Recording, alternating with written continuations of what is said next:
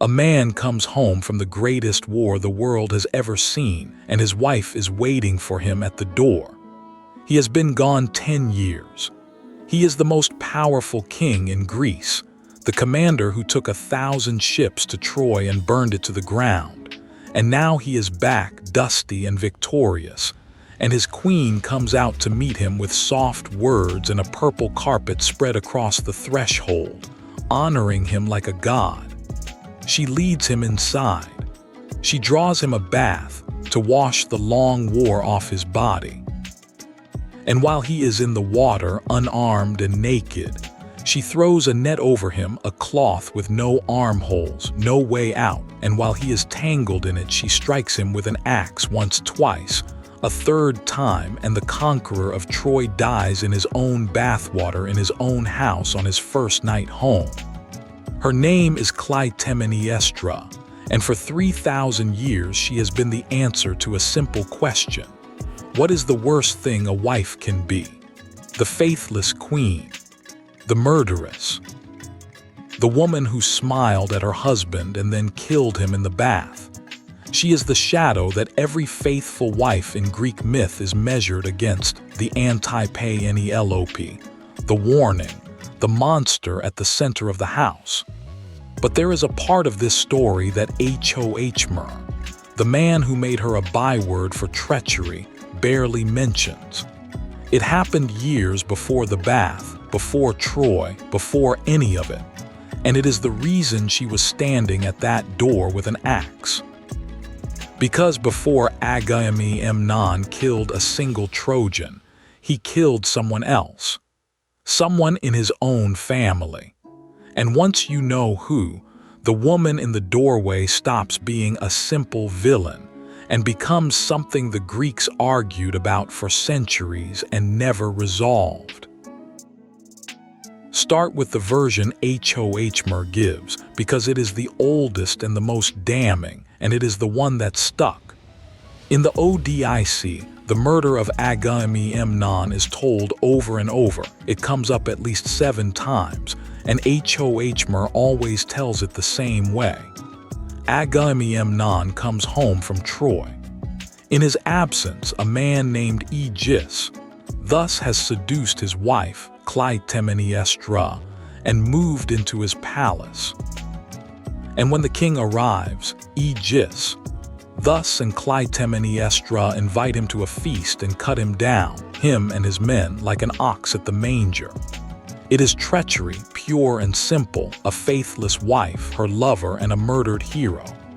And Agamemnon has a very specific reason for telling it this way, because he is using it as a mirror. The entire Odyssey is the story of a different homecoming, Odysseus, another king coming back from Troy, to another wife who has been waiting. And the whole time, the poem holds up Agamemnon's return as the nightmare version, the way it can all go wrong.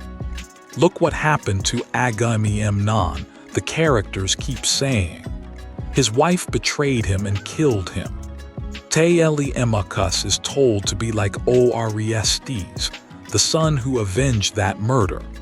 Odysseus is warned again and again to come home carefully, secretly, because you never know what a wife has been doing while you were away.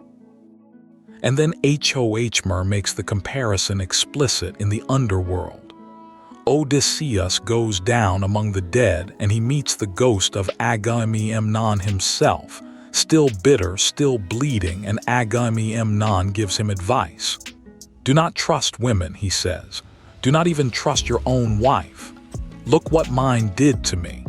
And then this is the cruelty of it, Agamemnon says. Of course, your Penelope is different. Your Penelope is loyal. And so the two women are locked together forever. The good wife and the bad wife. Penelope, who waited 20 years, and Clytemnestra, who killed her husband in the bath. That is the frame the whole ancient world inherited. But Agamemnon left something out. And the playwrights of Athens spent the next few centuries putting it back in. Go back to the very beginning of the war before the fleet ever reached Troy, to a harbor called Aulis. The whole Greek army is gathered there, 1,000 ships, every hero ready to sail. And they cannot leave. The wind has died. Day after day the sea lies flat and the ships sit useless in the harbor, and the men grow restless because the goddess Artemis is angry. And until she is satisfied, there will be no wind and there will be no war. And the prophets tell Agamemnon what she wants. She wants his daughter. Her name was Iphigenia.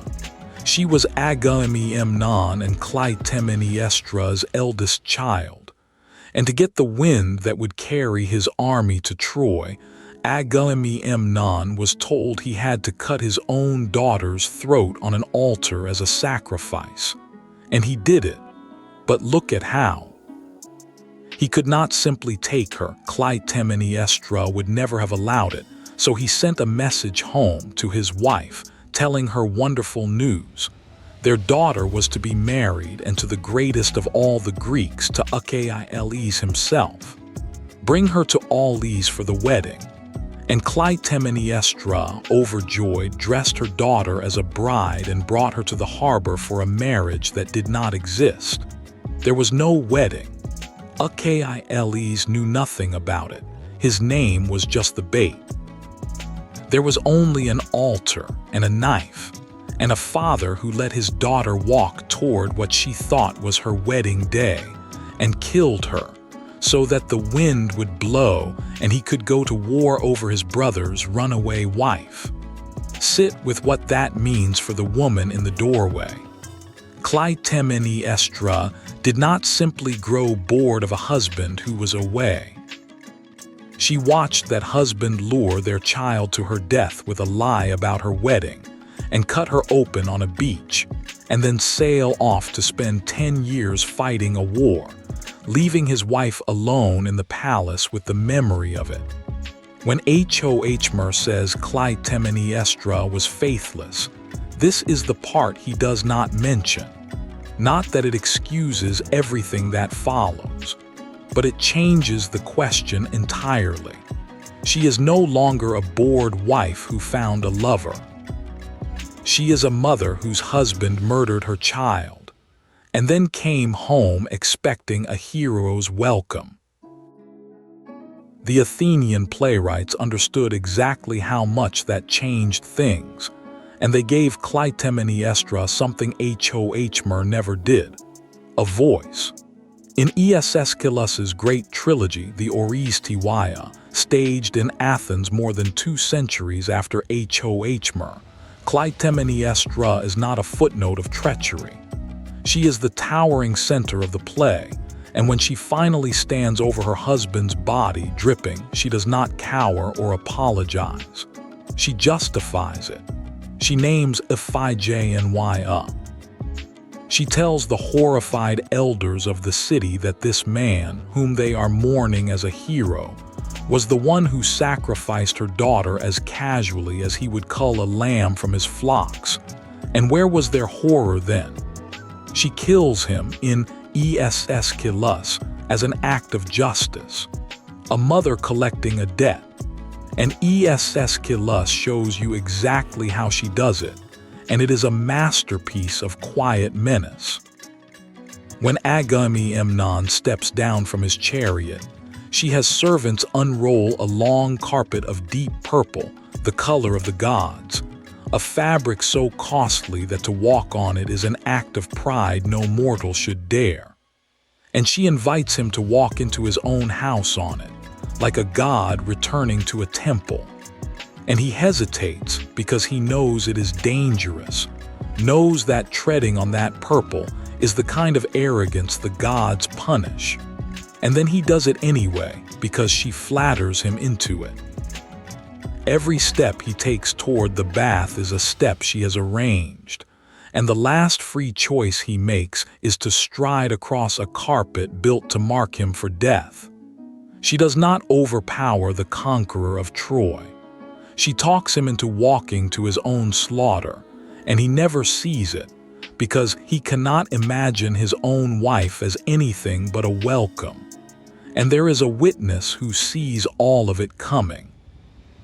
Cassandra, the captive Trojan princess sitting in the chariot beside him, is a prophet cursed by the god Apollo to always speak the truth and never be believed. And she sits outside the palace and describes, out loud in horror, exactly what is about to happen inside. The net, the bath, the axe, her own death. She sees the future perfectly. And no one listens because no one ever listens to Cassandra. That is her curse. She walks into the house knowing precisely how she will die, and dies exactly as she foretold, unheeded to the end. Achilles puts the one person who understands the whole truth right at the center of the scene and makes her powerless. It is one of the most unbearable things in Greek drama, and it is not only Iphigenia driving it. Her lover Aegis thus has his own blood claim, and it is monstrous. Agamemnon's father, Atreus, had once murdered the children of his own brother Thyestes and served them to their father at a banquet. Aegis thus was Thyestes' surviving son. So when Aegis thus helps kill Agamemnon, he is avenging his own butchered brothers. Everyone in this house is paying for a murder further back. It never starts anywhere clean. But Achilles does not let Clytemnestra off either, and this is what makes it great rather than simple. Because on that same day, she kills someone else, Cassandra, the Trojan princess Agamemnon brought home as a captive and a concubine. A woman who did nothing except get taken as a prize of war. Cassandra is innocent, and Clytemnestra cuts her down beside her husband out of jealousy and rage. So the avenging mother is also a murderer of the innocent in the same hour. She is right about Iphigenia and wrong about Cassandra, and both are true at once. Achilles refuses to make her either a villain or a hero.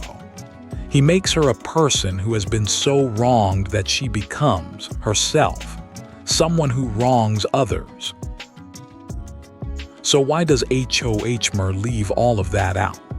Why does the oldest and most influential version give us a flat, faithless murderess and skip the sacrificed daughter almost entirely? Because Homer is not writing about Clytemnestra. He is writing about Penelope.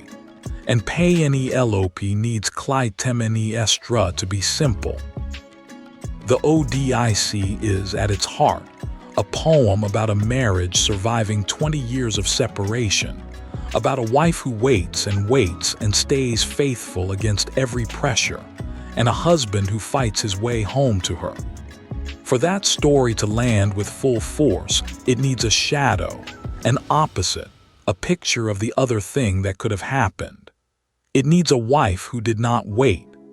And the cleaner and darker that faithless wife is, the brighter Penelope shines by comparison. A Clytemnestra with a murdered daughter and a just grievance is complicated. She invites sympathy. She muddies the water. But a Clytemnestra who simply took a lover and killed her husband out of treachery, she is a perfect black backdrop for Penelope's white. So Homer keeps her flat on purpose. He does not need her reasons. He needs her guilt. This is one of the most useful things you can understand about mythology. The same character can be a monster or a victim, depending on whose story she is trapped inside. Inside the Odyssey, a poem about faithfulness, Clytemnestra has to be the faithless one, and Iphigenia would only get in the way. Inside Aeschylus's Odyssey, a play about the endless chain of vengeance and how a society finally breaks it, Iphigenia is the whole point, and Clytemnestra becomes a tragic figure with a case that cannot be dismissed. Neither poet is lying. They are building different machines, and Clytemnestra is a different part in each. Achilles needed a warning. Achilles needed a wound. So was Clytemnestra really the villain? She is not innocent. Nothing recovers Cassandra, cut down beside the bath for the crime of having been captured. Nothing makes the axe a clean thing. If you want a spotless victim, she is not it, any more than the Cyclops was. But the flat traitor of the Odyssey is not the whole truth either, and the Greeks knew it, because they kept telling the other version alongside Achilles for 1,000 years. The woman in the doorway is both things at once, a mother avenging a murdered child, and a killer of the innocent, wronged beyond enduring and terrible in what the wrong made of her. That is really what the house of Athenians is, a family where there is no first crime you can point to and no clean hand anywhere in it. Athenian feeds his brother his own children. Agamemnon sacrifices his daughter. Clytemnestra kills her husband. Orestes, their son, will grow up and kill his mother to avenge his father, and then be hunted by the Furies for the crime of matricide, screaming through the world. Every single one of them believes they are carrying out justice. That is the Greek word at the center of it, dk, and dk means both justice and vengeance. Because in this house they are the same thing, and that is the horror. Everyone is right. Everyone is a murderer. The justice never runs out, because every act of it creates the next victim with a claim of their own. Achilles took one woman out of that endless machine and froze her into a single word, traitor, because he needed her to make Penelope glow. But she was never that simple, and the poets who came after could not leave her that way. They gave her back her daughter and her grief and her terrible, understandable, unforgivable acts. And the son who will avenge Agamemnon, the boy Odysseus's own household, is told to admire Orestes, who kills his mother and is driven mad for it. His story does not end in that palace either. What happens when the gods themselves cannot decide whether killing your mother to avenge your father is justice or crime? And how the Greeks finally stopped the bleeding is a tale for another night.